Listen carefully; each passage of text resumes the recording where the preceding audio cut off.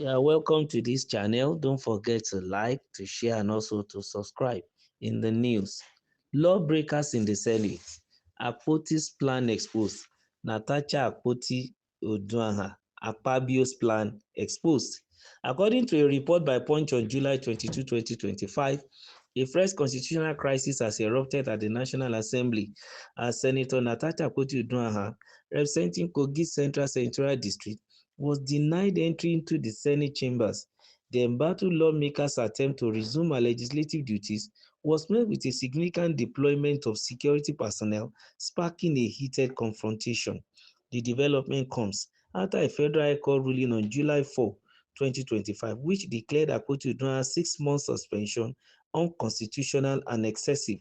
The court's decision mandated her reinstatement, a verdict she formally communicated to the Senate through 2 distinct letters indicating her intention to resume on Tuesday, July 22.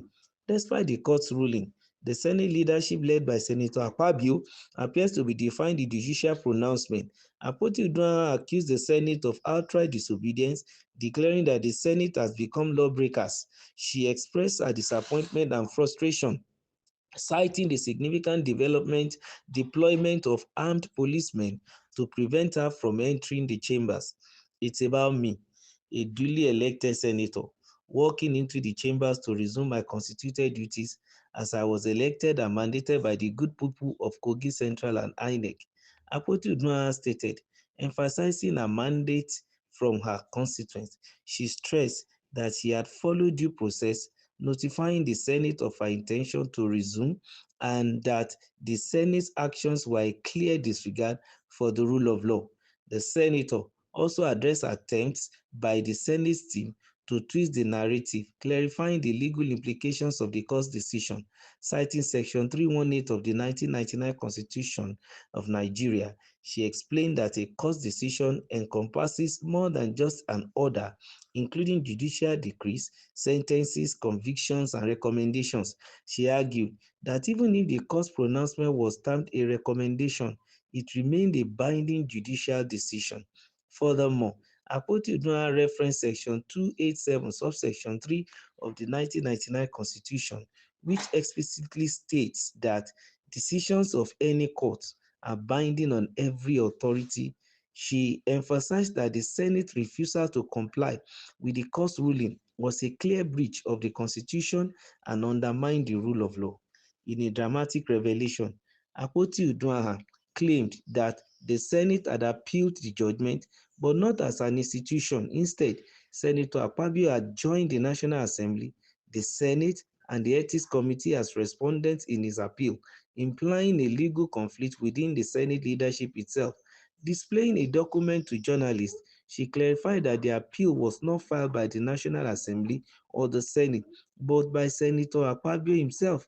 The constitutional standoff has sparked concerns about the Senate's commitment to upholding the rule of law and respecting the judiciary's decision. Akpoti-Uduaghan's determination to reclaim her seat has put the Senate leadership on the spot, raising questions about the institution's ability to function effectively amid internal conflicts and power struggles.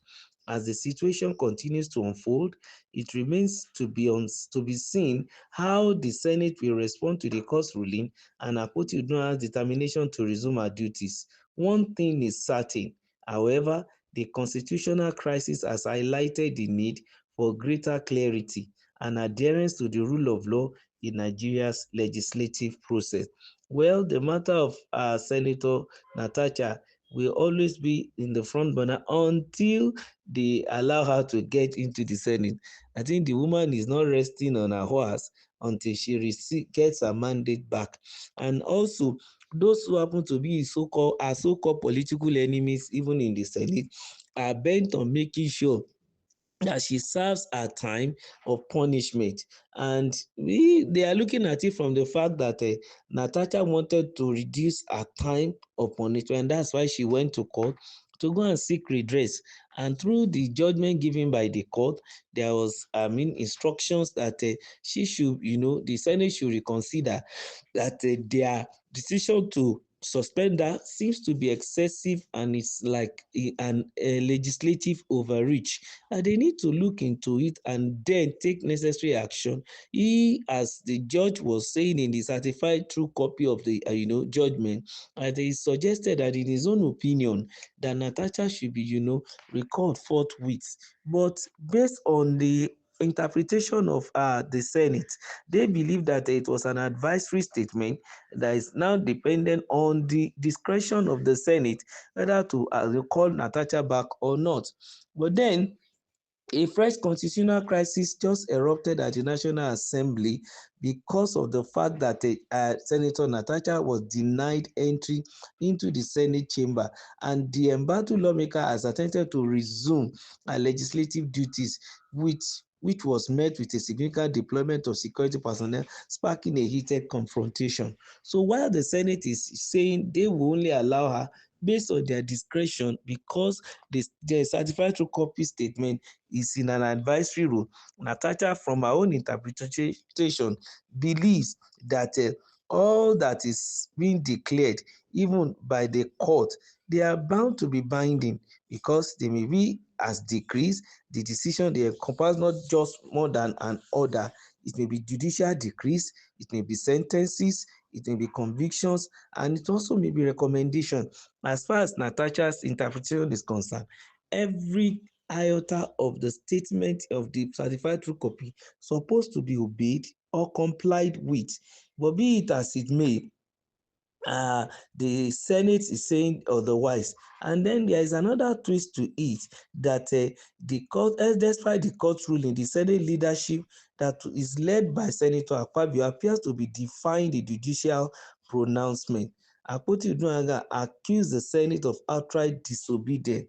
The belief of Natasha is that the Senate has become lawbreakers, and that's how she declared that. But then, as far as the senators seems to be concerned, they felt that no, that's not the situation.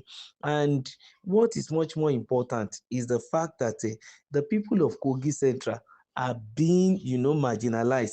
Their constitutional rights and human rights are being, infringed upon. And it is important for the Senate to look into that aspect rather than looking at Natasha, so that the necessary things can be done. The good dividends of democracy can then go to the people of Kogi Central instead of being in an unnecessary feud or fight with one another as senators. They should allow her even to come in. And now that the Senate has even gone to plenary, well, when they come, they've gone on recess, and when they come back, well, I want to believe that Nigeria will have served her time and she'll be allowed back. But they shouldn't continue in that angle of trying to prove who is right or wrong. Keep liking our channel. Don't forget to subscribe. Make sure you share. Thank you.